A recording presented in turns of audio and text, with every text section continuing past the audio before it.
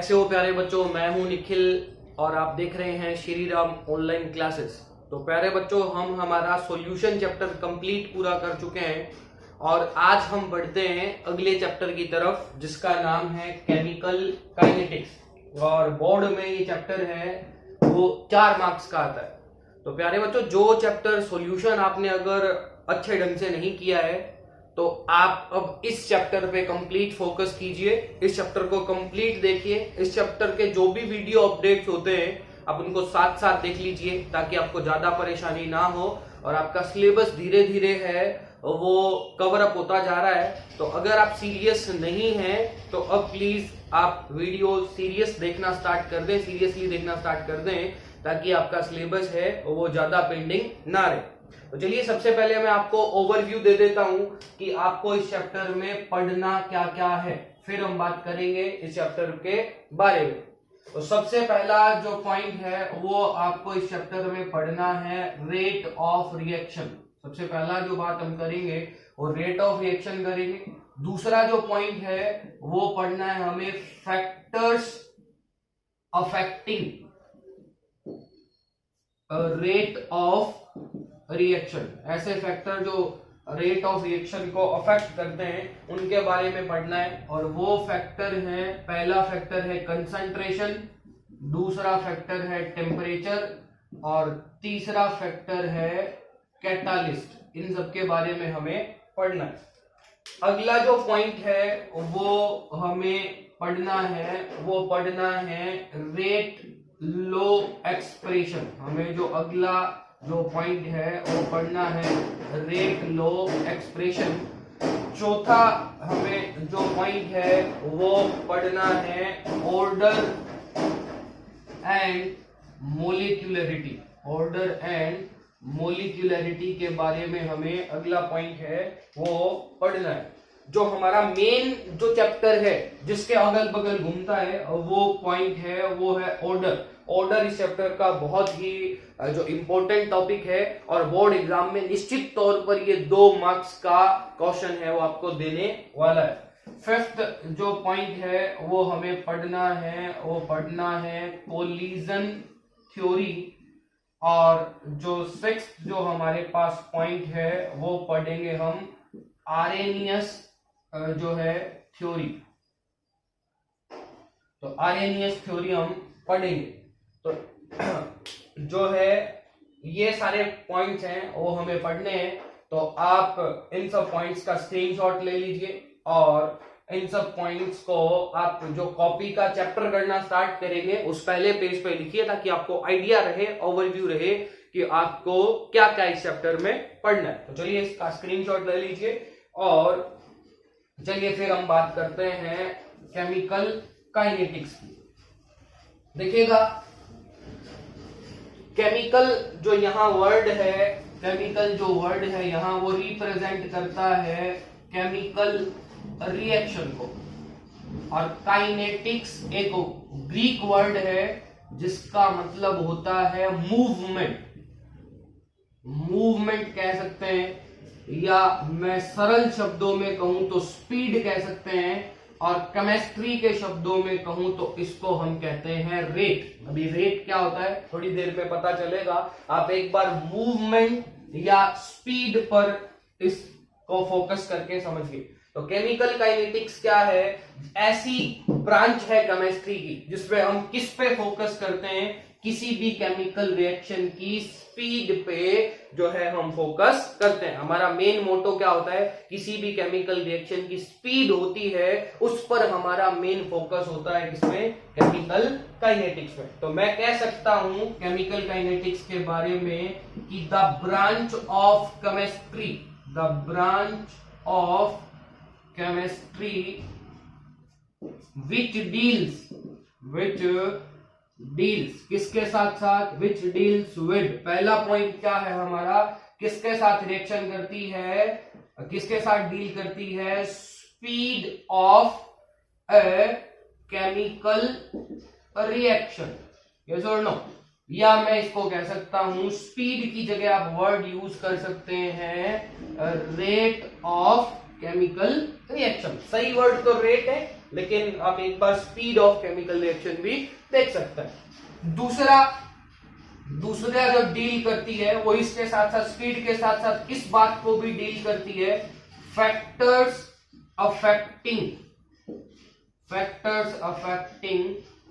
Rate of chemical reaction, कि कौन कौन से फैक्टर है, टेम्परेचर है, कंसंट्रेशन है, प्रेशर है, कैटालिस्ट है, कौन कौन से फैक्टर हैं जो उस रिएक्शन की स्पीड को या रेट को अफेक्ट करते हैं, उन पर भी ये ब्रांच है वो डील करती है। और लास्ट बात जिस पर ये डील करती है, मैकेनिज्म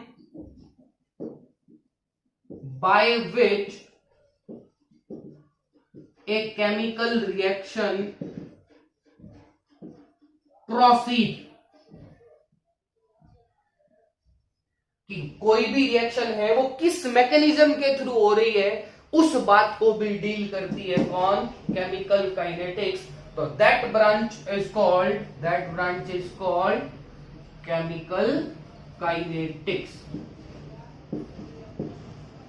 ठीक है जी। तो इन बातों पे हम चर्चा करेंगे, इन सब बातों के साथ डील करेंगे हम केमिकल काइनेटिक्स में। देखिएगा केमिकल काइनेटिक्स पढ़ने का मोटो क्या है, देखिएगा स्पीड या मैं कहूं रेट ऑफ रिएक्शन है, वो हमारा 11वीं क्लास का चैप्टर था, केमिकल और आयोनिक इक्विलिब्रियम। हम उसमें भी इस बात को देख चुके हैं। आपने देखा था मास एक्शन लो देखा था, है ना, गुलबर्ग और वागे ने दिया था, उसके थ्रू हम रेट ऑफ रिएक्शन है उस पर बात कर चुके हैं। लेकिन ये चैप्टर पढ़ाने का क्या फोकस है, इस चैप्टर को मेनली पढ़ने का क्या फोकस है, क्यों हमें ये चैप्टर पढ़ाया जाता है, तो देखिएगा ये चैप्टर के पीछे एक बेसिक सी बात है। पहली बात तो ये चैप्टर है वो प्रैक्टिकल चैप्टर है, और जो इक्विलिब्रियम हमने पढ़ा था उससे एडवांस चैप्टर है ये। हम यहाँ जो है इंडस्ट्रियल जो इंडस्ट्रीज हैं, केमिकल इंडस्ट्री, उन सबको ध्यान में रख के इस चैप्टर को पढ़ते हैं। जैसे मान लीजिए कि आप किसी भी केमिकल इंडस्ट्री में केमिकल इंजीनियर है, आप कोई केमिकल इंडस्ट्री है उसमें आप केमिकल इंजीनियर हैं, और आप वहां किसी रिएक्शन पे वर्क कर रहे हैं, और वो रिएक्शन हो रही है, उस रिएक्शन में रिएक्टेंट हैं वो रिएक्ट कर रहे हैं, और रिएक्टेंट रिएक्ट करके क्या बना रहे हैं, प्रोडक्ट बना रहे हैं। तो केमिकल काइनेटिक्स का उसमें क्या रोल है, सबसे पहला रोल है स्पीड ऑफ केमिकल रिएक्शन, है ना। हम किसी भी केमिकल रिएक्शन की स्पीड है वो प्रोडक्ट के बेसिस पे देखते हैं। अगर प्रोडक्ट ज्यादा मिल रहा है मतलब उस केमिकल रिएक्शन की स्पीड ज्यादा है, रेट ज्यादा है, और प्रोडक्ट अगर कम मिल रहा है तो उस केमिकल रिएक्शन की स्पीड है या रेट है वो क्या है, कम है। तो क्या इंडस्ट्री का मेन मोटो क्या है, इंडस्ट्री का मेन मोटो है आपको प्रोडक्ट क्या मिलना चाहिए, ज्यादा मिलना चाहिए। तो ज्यादा कब मिलेगा, जब आपको क्या पता होगा, उस केमिकल रिएक्शन की स्पीड या रेट के बारे में पता होगा, तब ही आप प्रोडक्ट को कम या ज्यादा कर सकते हैं, है ना, अपने हिसाब से कम या ज्यादा कंट्रोल कर सकते हैं। अगर आपको प्रोडक्ट को कम या ज्यादा करना है तो उसको कौन से फैक्टर अफेक्ट कर रहे हैं, इस बात का भी आपको नॉलेज होना चाहिए कि आपको कम या ज्यादा करना है तो कौन से फैक्टर में चेंज करके आपको प्रोडक्ट है वो कम या ज्यादा करना होगा, ये आप आसानी से जान सकते हैं। और मैकेनिज्म क्या है, देखिएगा आपने अगर मैकेनिज्म पढ़ा है 11th क्लास में, या आप इन फ्यूचर कभी पढ़ेंगे, तो आप देखेंगे कि कोई भी रिएक्शन है उसकी जो स्पीड डिटरमाइन करती है वो उस रिएक्शन का सबसे स्लोएस्ट स्टेप करता है। किसी भी रिएक्शन की अगर आपको रेट देखनी हो, स्पीड देखनी हो, तो हम सबसे स्लो स्टेप को चूज करते हैं और उसके हिसाब से उसकी रेट देखते हैं, है ना।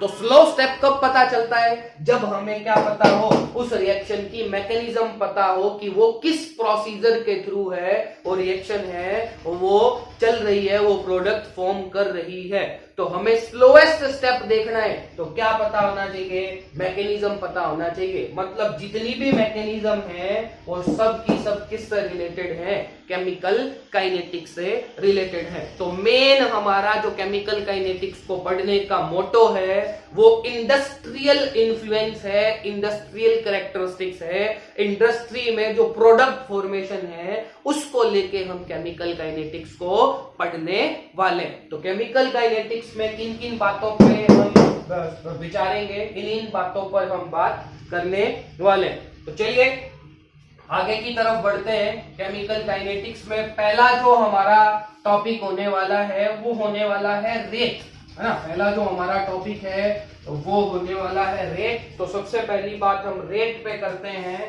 कि रेट क्या चीज है।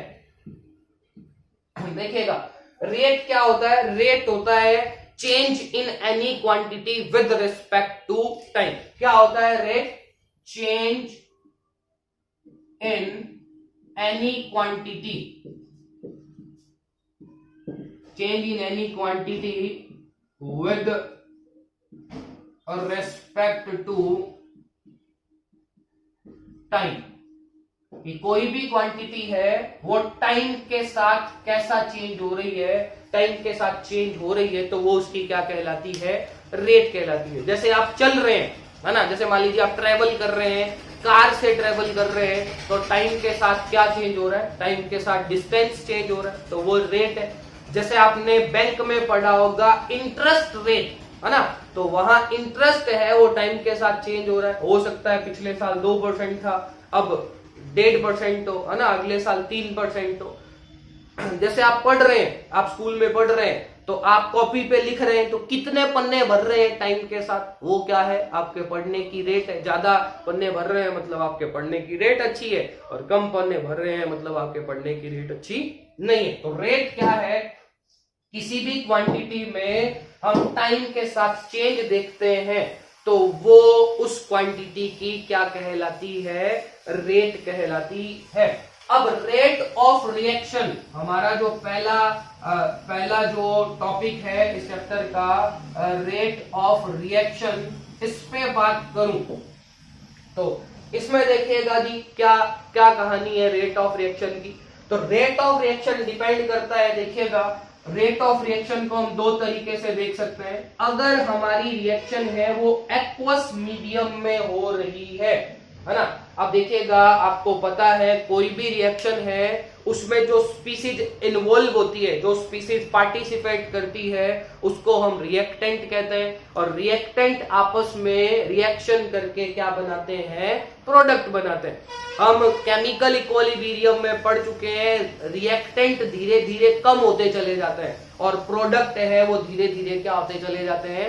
बढ़ते चले जाते हैं। ये बात आपको पता होगी, है ना। तो अगर जो रिएक्शन है वो एक्वस मीडियम में हो रही है तो हम बात करेंगे चेंज इन कंसंट्रेशन की, है ना। और किसके कंसंट्रेशन की? रिएक्टेंट के कंसंट्रेशन की। और किसके कंसंट्रेशन की?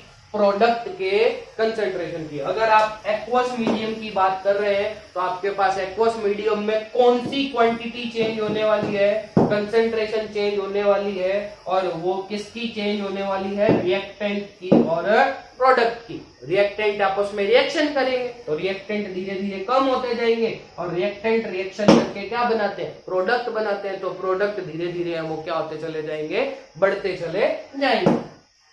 अगर आपके पास यही रिएक्शन है वो गैसियस मीडियम में हो रही है तो आप कंसंट्रेशन की जगह बात करते हो किसकी? चेंज इन प्रेशर की, है ना। और वही किसका प्रेशर चेंज होगा? आप बात करेंगे किसके प्रेशर चेंज होने की? रिएक्टेंट की और प्रोडक्ट की। देखिएगा इसको हम आसानी से देख भी सकते हैं। देखिएगा अगर हम गैस की बात करें तो हमारे दिमाग में एक बात जरूर आती है, वो आती है आइडियल गैस इक्वेशन। कौन है आइडियल गैस इक्वेशन? पीवी बराबर एनआरटी। अगर मैं कहूं कि मेरे पास टेम्परेचर है वो कांस्टेंट है, ठीक है, टेम्परेचर कांस्टेंट है, आप वॉल्यूम को इधर शिफ्ट कर दीजिए तो आप देखेंगे ये हो गया P बराबर N/V/RT। Temperature constant, R constant, मतलब प्रेशर है वो डायरेक्ट प्रोपोर्शनल हो गया है किसके, number of moles upon volume, और number of moles upon volume को ही क्या कहते हैं, कंसंट्रेशन कहते हैं। मतलब जब हम गैसों की बात करेंगे तो कंसंट्रेशन की जगह हम किसकी बात कर सकते हैं, प्रेशर की बात कर सकते हैं। इसीलिए हमारे पास दो तरह की केमिकल इक्वेशंस है। अगर एक्वस मीडियम में होती हैं तो आप कंसंट्रेशन की बात करोगे, और गैसियस मीडियम में होती हैं तो आप प्रेशर की बात करोगे, है ना। जब रिएक्शन शुरू होती है तो रिएक्टेंट ज्यादा होते हैं, धीरे धीरे रिएक्टेंट रिएक्शन करते हैं, रिएक्टेंट प्रोडक्ट में बदलते जाते हैं, तो टाइम के साथ रिएक्टेंट घटते चले जाते हैं और प्रोडक्ट है वो बढ़ते चले जाते हैं। अब रिएक्टेंट घटेगा तो कंसंट्रेशन भी घटेगी, प्रोडक्ट बढ़ेगा तो कंसंट्रेशन भी बढ़ेगी। मतलब अगर एक्वस मीडियम है तो क्वांटिटी कौन सी चेंज हो रही है, कंसंट्रेशन। और अगर गैसियस मीडियम है तो वही है कि अगर रिएक्टेंट घटेगा तो रिएक्टेंट का प्रेशर भी कम हो जाएगा, प्रोडक्ट बढ़ेगा तो प्रोडक्ट का प्रेशर भी क्या हो जाएगा, बढ़ जाएगा।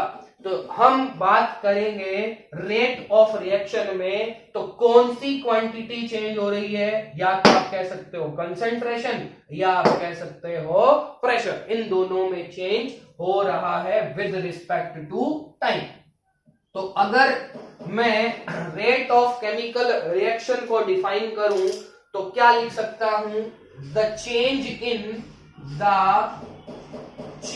इन, पहला चेंज किसमें हुआ, कंसंट्रेशन में, the change in concentration oblique pressure of, किस किस का चेंज हुआ, रिएक्टेंट और प्रोडक्ट का, reactant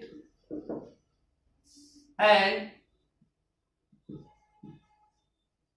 product with respect to time, इसी को क्या कहते हैं हम, रेट ऑफ रिएक्शन कहते हैं। तो रेट ऑफ रिएक्शन क्या हुआ, रेट का सीधा सा मतलब मेरे सामने आया था कि किसी भी क्वांटिटी में चेंज होना चाहिए। क्वांटिटी कौन है अब यहाँ, कंसंट्रेशन और प्रेशर, है ना। तो देखिए कंसंट्रेशन और प्रेशर हमारे पास क्वांटिटी है, तो मैंने क्वांटिटी की जगह क्या लिख दिया, कंसंट्रेशन और प्रेशर लिख दिया। तो change in concentration oblique pressure of reactant and product with respect to time, that is called rate of reaction. तो रेट ऑफ रिएक्शन देखनी है तो या तो आप कंसंट्रेशन में चेंज देखिए, या आप चेंज देखिए किसमें, प्रेशर में देखिए, रिएक्टेंट और प्रोडक्ट पे। चलिए अब आगे बात करते हैं। देखेगा रेट ऑफ रिएक्शन आपको क्लियर हो गया होगा, क्या मतलब है रेट ऑफ रिएक्शन का। चलिए आगे बात करते हैं हम type of reaction on the basis of rate of reaction. तो अगली जो मेरी हेडिंग है, अगला जो मेरा पॉइंट है वो है types of reaction according to rate of reaction. Rate of reaction के हिसाब से मुझे देखना है कि रिएक्शन कितने टाइप की होती है। सबसे पहला टाइप मैं देखने वाला हूं, वो देखने वाला हूं very fast reaction. Very fast या इनको कहा जाता है इंस्टेंटेनियस रिएक्शन। पहली टाइप की जो रिएक्शन है उनको वेरी फास्ट रिएक्शन या इंस्टेंटेनियस रिएक्शन है वो कहा जाता है। देखिएगा क्या होती है वेरी फास्ट और इंस्टेंटेनियस रिएक्शन। तो ऐसी रिएक्शन जो बहुत ही छोटे से टाइम में हो जाए, the reaction which completes in fraction of time, जो बहुत ही छोटे से टाइम में पूरी हो जाती हैं, उन रिएक्शन को क्या कहते हैं, इंस्टेंटेनियस रिएक्शन या वेरी फास्ट रिएक्शन कहते हैं। मतलब आपने पलक झपकाई और ये रिएक्शन हो गई, ऐसी रिएक्शंस को हम क्या कहते हैं, वेरी फास्ट या इंस्टेंटेनियस रिएक्शन कहते हैं। The reaction which completes in A small fraction of time, उनको क्या कहते हैं हम, वेरी फास्ट रिएक्शन कहते हैं। और इनके जो एग्जाम्पल हैं, कौन से एग्जाम्पल हैं इनके, जितनी भी आयोनिक जो रिएक्शन है, जितनी भी आयोनिक रिएक्शन है, सारी की सारी किसकी एग्जांपल है? वेरी फास्ट या इंस्टेंटेनियस रिएक्शन की एग्जांपल है। जैसे देखिएगा, मैं बात करूं कि मेरे पास मैंने लिया NaCl और AgNO3, इन दोनों की रिएक्शन अगर मैंने करवाई तो आप देखिएगा मेरे पास जो प्रोडक्ट ऑब्टेन होगा वो तुरंत AgCl, इसकी आपको व्हाइट पीपीटी मिल जाएगी, तुरंत इसकी आपको मिल जानी है व्हाइट पीपीटी, प्लस आपको मिल जाना है NaNO3। देखिएगा अब इस रिएक्शन में बिल्कुल भी टाइम नहीं लगता है, ये बहुत जल्दी होती है, इसकी स्पीड है वो बहुत जल्दी है, ये इसकी स्पीड बहुत हाई होती है, ये बहुत कम टाइम में हो जाती है। रीजन क्या है? देखिएगा इसके पीछे का रीजन क्या है, यहां कोई भी बॉन्ड ब्रेकिंग या बॉन्ड मेकिंग नहीं होता है ना। आप जानते हैं कि रिएक्टेंट है, जैसे मान लीजिए ये कोई रिएक्शन करवानी है A2 plus B2 equals to 2AB, आप जानते हैं A और A, B और B, और यहां बॉन्ड है AB, तो ये पुराने बॉन्ड मुझे तोड़ने होंगे और नए बॉन्ड है वो क्या होंगे? बनाने होंगे। तो बॉन्ड ब्रेकिंग और बॉन्ड मेकिंग जब होती है तब वहां टाइम लगता है, वो एक टाइम कंज्यूमिंग पोर्शन है, वहां टाइम लगता है और उस रिएक्शन की स्पीड इतनी ज्यादा नहीं होती। लेकिन यहां कोई बॉन्ड मेकिंग नहीं है और कोई बॉन्ड ब्रेकिंग नहीं है। देखिएगा अगर मानिए ये जो है रिएक्शन एक्वस मीडियम में हो रही है तो NaCl एक इलेक्ट्रोलाइट है, ये हाथों हाथ डिसोशिएट हो जाता है Na+Cl- में। AgNO3 भी एक इलेक्ट्रोलाइट है, ये भी Ag+ और NO3- में। कुछ नहीं हो रहा, सिर्फ और सिर्फ एक्सचेंज ऑफ आयन हो रहा है, सिर्फ और सिर्फ क्या हो रहा है? एक्सचेंज ऑफ आयन हो रहा है। AgCl के साथ जुड़ जा रहा है और Na है वो NO3 के साथ जुड़ जा रहा है। यहाँ कोई बॉन्ड ब्रेकिंग नहीं है, कोई बॉन्ड मेकिंग नहीं है, सिर्फ एक्सचेंज ऑफ आयन है और वो तुरंत हो जाता है, उसके लिए कोई टाइम नहीं लगता। इसीलिए हम इनको वेरी फास्ट या हम कौन सी टाइप की रिएक्शन कहते हैं? इंस्टेंटेनियस टाइप ऑफ रिएक्शन कहते हैं। तो जितनी भी आयोनिक रिएक्शंस हैं वो सारी की सारी कैसी हैं? वेरी फास्ट हैं, और या उनको हम एक और नाम दे देते हैं इंस्टेंटेनियस रिएक्शन। चलिए अगली टाइप की जो रिएक्शंस हैं उन पे बात करते हैं। दूसरी टाइप की जो रिएक्शन है वो है very slow reaction. Very slow reaction पे बात करते हैं। तो वेरी स्लो मतलब ऐसी रिएक्शन जो बहुत लंबे टाइम में पूरी होती है। The reaction which completes in a very long time period, that reactions are called very slow reaction. Yes or no? जो रिएक्शन बहुत ज्यादा टाइम कंज्यूम करती है उन रिएक्शंस को हम कौन सी रिएक्शन कहते हैं? वेरी स्लो रिएक्शन कहते हैं। जैसे मैं बात करूं रस्टिंग ऑफ आयरन की, है ना। तो रस्टिंग ऑफ आयरन है वो ऐसा तो है नहीं 1 मिनट में 1 घंटे में पूरा हो जाता है ना, या 1 दिन में पूरा हो जाता है। अब आप कोई आयरन रखोगे, वो ह्यूमिडिटी के टच में आएगा, वो एयर के टच में आएगा, फिर उस पर कोरिजन होना स्टार्ट होगा, फिर उस पर रस्ट बनना स्टार्ट होगा, तो टाइम लगता है, सालों लग जाते हैं। और आजकल तो जो आयरन है उस पर पेंट किया हुआ आता है, या रस्टिंग के बहुत सारे प्रिवेंशन ट्रीटमेंट भी हैं, आप ग्रीस कर देते हैं, आप उस पर कोई पेंट कोट कर देते हैं। तो रस्टिंग है वो एक टाइम कंज्यूमिंग है, इसमें 1-2 साल लग जाते हैं, है ना। तो ये बहुत लंबे टाइम में पूरा होता है, इसलिए हम इसको कौन सी रिएक्शन कहते हैं? वेरी स्लो रिएक्शन कहते हैं। चलिए एक एग्जांपल और देख लीजिए, जैसे H2+O2, अगर मैं इससे वाटर बनाऊं, H2O बनाऊं विदाउट कैटालिस्ट, यहां कोई कैटालिस्ट ना हो, तो ये रिएक्शन भी पूरी होने में सालों लग जाती है ना। इसीलिए हमारे एनवायरनमेंट में हाइड्रोजन भी है, ऑक्सीजन भी है, तो वो रिएक्शन करके वाटर नहीं बना पाते। वाटर बनाना इतना इजी नहीं है क्योंकि ये सालों लग जाते हैं और ये एक वेरी स्लो रिएक्शन है। तो ये दो तरह की रिएक्शन हो गई है ऑन द बेसिस ऑफ किस पे, जो रेट ऑफ रिएक्शन पे। देखिएगा तीसरे टाइप की रिएक्शन है वो देखते हैं हम, जिसको कहते हैं मॉडरेट स्पीड वाली रिएक्शन। कौन सी रिएक्शन? तीसरे टाइप की जो रिएक्शन है वो है मॉडरेट स्पीड रिएक्शन, है ना। तो ऐसी रिएक्शन जो ना तो बहुत जल्दी होती हैं और ना बहुत लेट होती हैं, ऐसी रिएक्शन को क्या कहते हैं? मॉडरेट स्पीड वाली या मॉडरेट स्पीड वाली रिएक्शन कहते हैं। मतलब ये एक निश्चित टाइम में होती हैं, एक फाइनाइट टाइम में होती हैं। ऐसी रिएक्शन को कौन सी रिएक्शन कहते हैं? हम मॉडरेट स्पीड वाली रिएक्शन कहते हैं। तो इनके लिए क्या लिखूंगा? The reactions which completes in